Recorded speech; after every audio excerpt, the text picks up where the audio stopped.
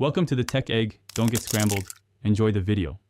You start by defining exactly what reference you need and why: silhouette, proportions, or texture. First, position the object on a neutral background and add a scale marker so measurements are clear.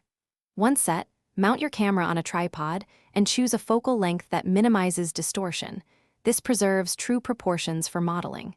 Make sure lighting is even and diffuse so details read without blowouts. Take multiple exposures in RAW to capture full tonal range and color for later correction.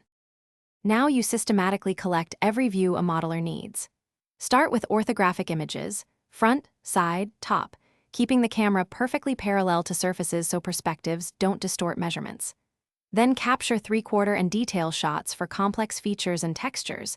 Move closer for seams, bolts, or engraved marks.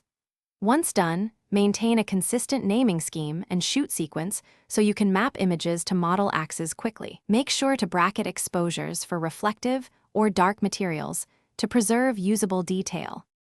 Finish by calibrating and verifying your references before modeling.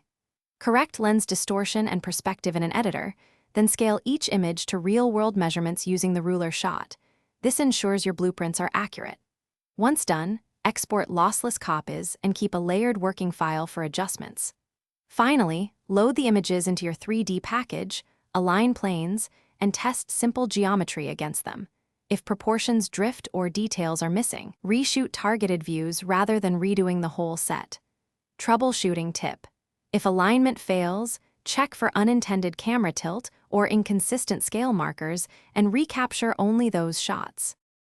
Thanks for watching. Consider subscribing if I helped unscramble your problems.